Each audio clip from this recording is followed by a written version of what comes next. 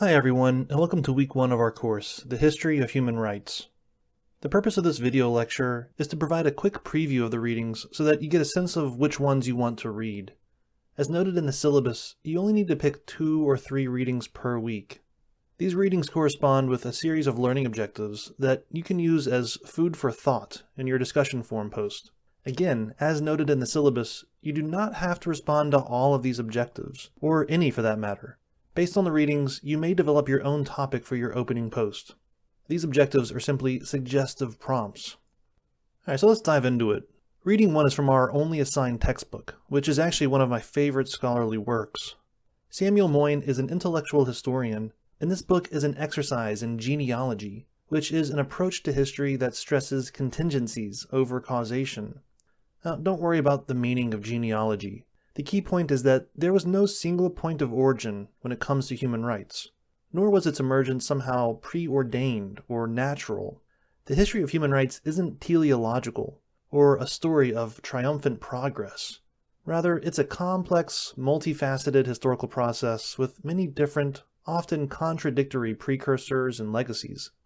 So that's what I like about this book, is its methodological approach, although I don't necessarily agree with its thesis, which is that the concept of human rights as we know it today has a surprisingly recent history. It wasn't until the 1970s when the idea of human rights as a source of supranational authority became prominent. Now, by supranational authority, I mean to say that human rights are supposed to provide individual protection against the state. This isn't to say that there aren't other traditions of rights discourse, but Moyn argues that these other traditions aren't human rights per se. Now, the other key idea from this reading is that there are, or have been, multiple forms of universalism, or the notion that all of humanity should be regarded as one. So Moyn talks about the Roman Stoics and Christianity as alternative forms of universalism. Now, these forms of universalism are much different from human rights, he argues, although I wonder if he's selling short their influence as important historical precursors. Anyways, I very much encourage you to read this selection. We'll be reading other parts from this book later on that are less important, but you should definitely take a crack at this in order to get started. Reading 2 is by another intellectual historian, Anthony Pagden, who specializes in early modern political theory, especially with 16th century Spanish theologians and jurists who were inspired by Aristotle and St. Thomas Aquinas. Now, there are 2 important ideas to this reading. First, this reading exposes us to the idea of natural rights, or the notion that rights inhere in persons by reason of their very humanity. Such rights are said to be natural, as opposed to artificial or man-made. Now, this notion presupposes the idea of humanity, which leads to the second key point from this reading, which is that the notion of humanity underpinning the natural rights tradition is drawn from a distinctly Western European understanding of what it means to be human. So when Europeans colonized the New World and began importing slaves from Africa, there was no universal agreement on whether these non-European peoples were in fact people. I mean, of course, that's ridiculously prejudicial, discriminatory, and indeed even racist.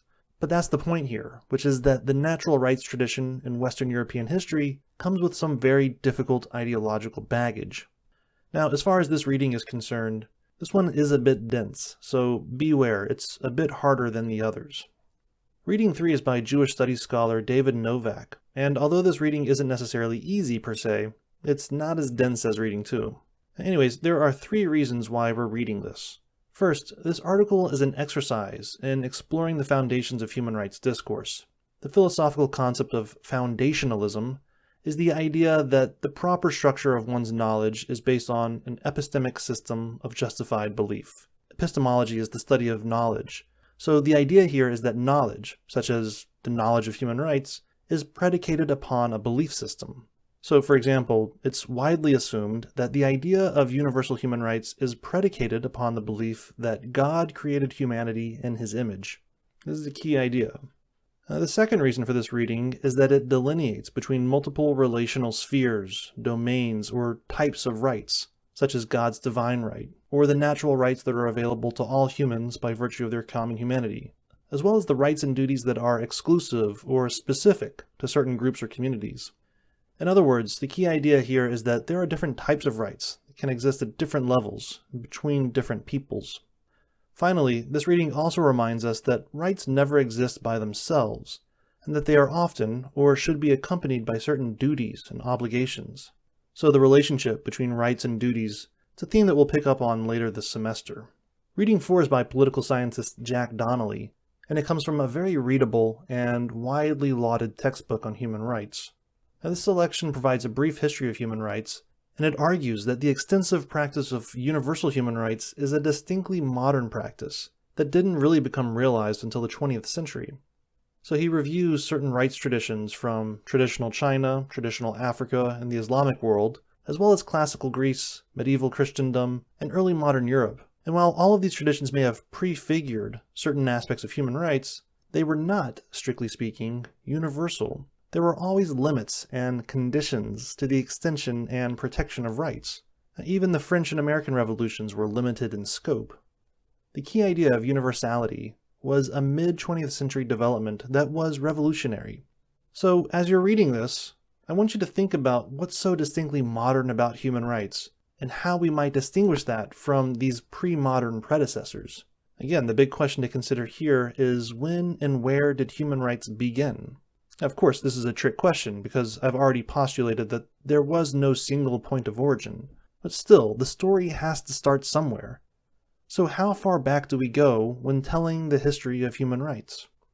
Reading 5 includes a couple of selections from a book by political theorist David Boucher, who argues that natural rights and human rights are less closely related than is often assumed. This is because most natural rights traditions are rooted in religious foundationalism, and as a result, the enjoyment of natural rights has long been skewed towards co-religionist, leaving outsiders bereft of protection. Thus, the first chapter covers the classical natural law of the Greeks and Romans, two ancient civilizations that were predicated upon a limited recognition of so-called barbarians. Non-Greeks, for example, didn't enjoy the same natural rights as Greeks.